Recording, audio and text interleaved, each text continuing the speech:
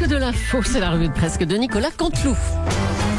Et ils sont encore en studio, Sonia Mabrouk et son invité. Oui, mon invité, Europe Écologie Les Verts, Yannick Jadot, un camp de migrants démantelé avec violence hier à Paris. Votre regard, Yannick Jadot? Madame Mabrouk, ces images sont extrêmement choquantes. Le gouvernement a créé de fait un délit d'informer. Oh là là, un délit d'informer! Un délit d'informer, vous n'y allez pas de main morte, vous avez vu ma technique? Je répète la connerie de mon invité, délit d'informer pour mieux la souligner. Oui, je répète, un délit d'informer, Madame Mabrouk. Et oui, délit d'informer, et vous pensez qu'on est dans un état policier, Yannick Jadot? Yannick Jadot est un policier, c'est ça un état policier? Écoutez, il y a en tout cas un climat liberticide. Et je voudrais... Liberticide, oh là là, liberticide, connerie sur connerie. Quand je vois, Madame Mabrouk, le traitement infligé aux migrants... Pourquoi? Vous avez une baguette magique pour traiter du problème migrant, hein? C'est Harry Potter, Yannick Jadot, que j'ai en face de moi ce matin. Mais ouvrez les yeux, Madame Mabrouk. On n'a pas de perspective.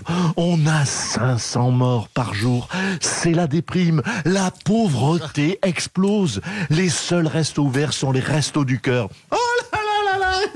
Oui, il m'a flingué le moral. Non mais, manquerait plus que Macron annonce ce soir que Dior, Chanel et Vuitton ne rouvrent pas, ce serait vraiment une journée de merde. Mais quoi, je défends le Made in France, c'est tout. Allez, à vous, Julie. Merci Sonia. Mathieu, c'est à vous maintenant pour le rappel de l'actu. Oui, bonjour Roger.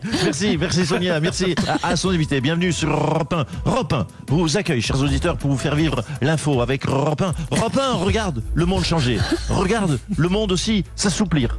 Regarde le monde de se déconfiner. L'info du jour, et oui, c'est Emmanuel Macron qui va parler ce soir sur les chaînes de télévision, mais également, vous pouvez voir sur Europe 1. Il n'annoncera pas de déconfinement, mais un allègement. Voilà, ça a fuité, on le sait. C'est un allègement. Oui, en fait, on ne pourra toujours rien faire, mais on aura l'impression de pouvoir quand même le faire un petit peu. C'est déjà ça de gagner, voilà. Et puis l'autre info, c'est l'évacuation très musclée. On l'a évoqué à l'instant, du camp de migrants hier à Paris, à Place de République. Oui, en quelques années, c'est vrai que la Place de République a changé elle aussi. On est passé de nuit debout à pluie de coups. Voilà. Oh, dites donc. Oui, c'est beau, c'est littéraire. C'est littéraire, c'est de moi, mais c'est normal. C'est pour dire que j'ai passé 10 minutes avec l'académicien Jean-Marie Roy. Ah, c'est pour ça, oui, bien sûr. Mais je connais bien Jean-Marie Roy, l'académie, tout ça, parce que petit, je regardais, en fait, je vais tout vous dire, sur Twitter, je regardais l'Académie des Neufs. Vous remarquerez que je lui ai pas demandé s'il était toujours en contact avec le grand philosophe Jean-Pierre Foucault. Pardon, Michel Foucault. Oui, pardon, oui. Déjà, hier, il y avait le philosophe Christian Morin. Aujourd'hui, un des 9 académiciens. Bon, je m'adapte aux invités. Je monte le niveau tous les jours sur Europe 1. C'est bien. Bravo Mathieu Béliard.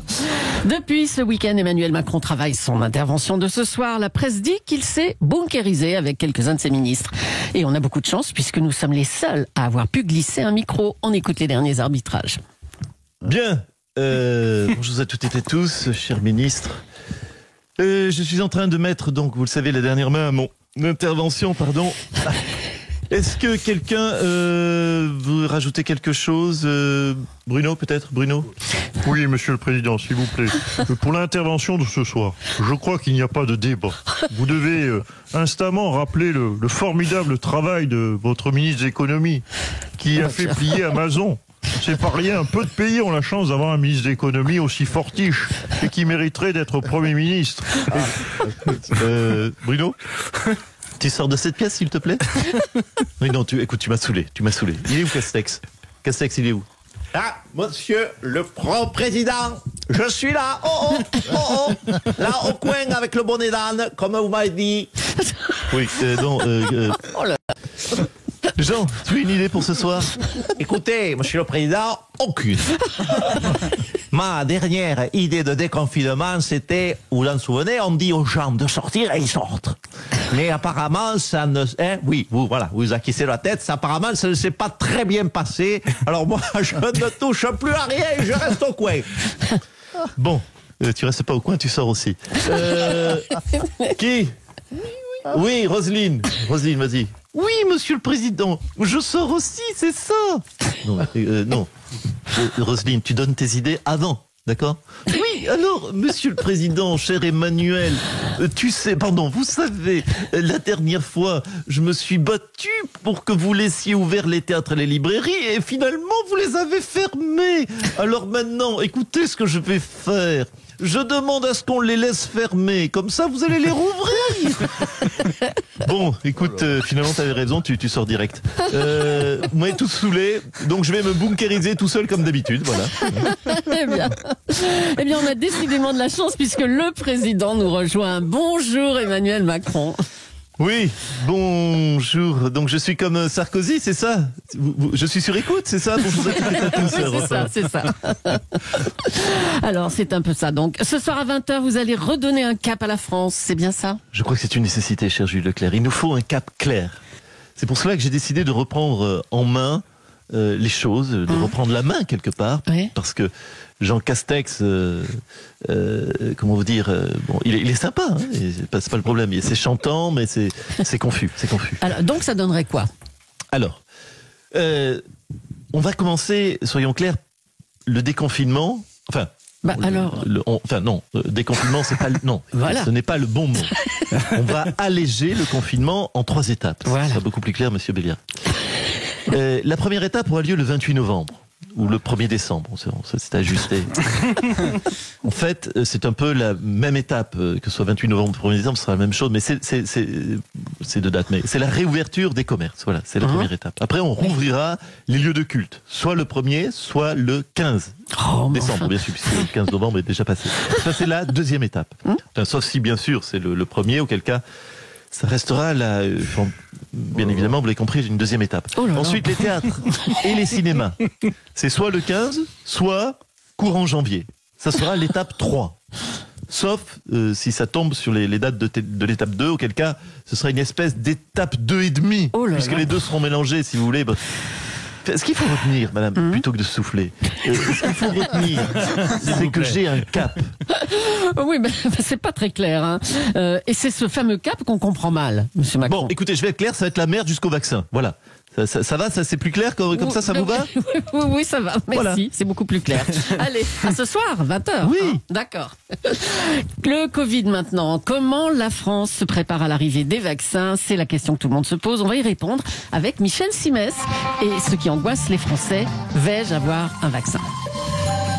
Vais-je avoir un vaccin? Eh bien, ça angoisse les Français, mais ça ne m'angoisse pas du tout, ma chère Marina, parce que je suis médecin.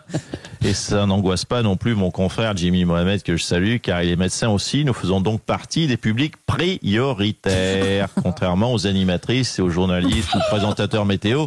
Vous n'aviez qu'à faire 10 ans d'études comme nous. Alors, que dites-vous aux sceptiques qui ne veulent pas se faire vacciner et qui pensent que le vaccin n'est pas au point?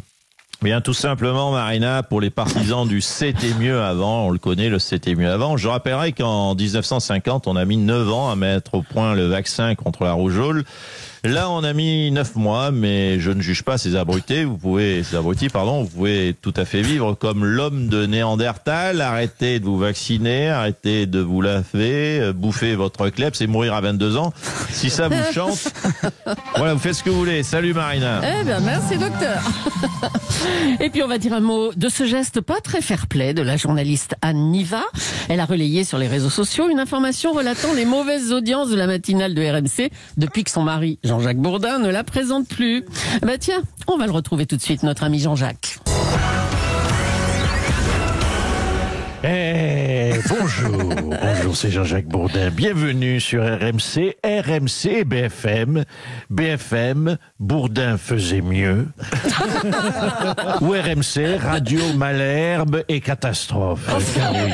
Oui, les audiences d'Apolline de Malherbe sont catastrophiques, on va pas se mentir. Alors je sais bien que mon rôle maintenant est d'interroger uniquement les hommes politiques, mais je voulais me faire un petit plaisir. Je vais prendre, René au téléphone. Au hasard. Bonjour René. Oh putain, j'ai Jacques. Oh, ça fait longtemps. Eh oui, mon René.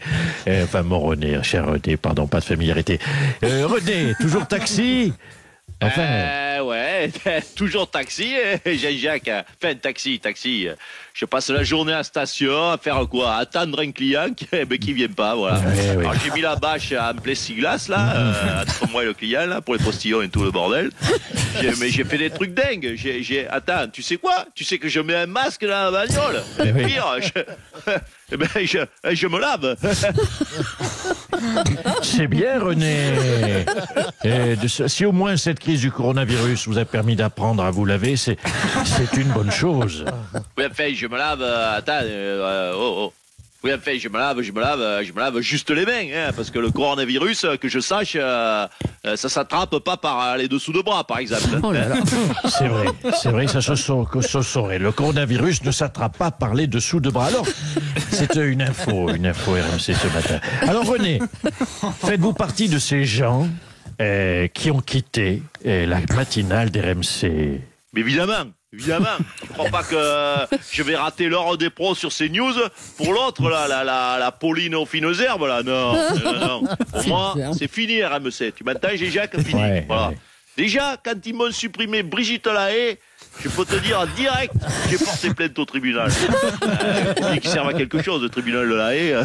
Oh, Oui, qu'il le fait, tribunal de la Haye. Ouais. Oh. Mais alors, plus de Brigitte, et maintenant plus de Jean-Jacques, eh ben, j'ai dit, allez, ok les gars, vous m'avez assez vu là. Eh, ok, bye bye, ciao. Ah, merci René, merci. Ça me fait chaud au cœur, René. Vous savez, vous faites partie des 2 personnes qui regrettent mon départ, vous et ma femme.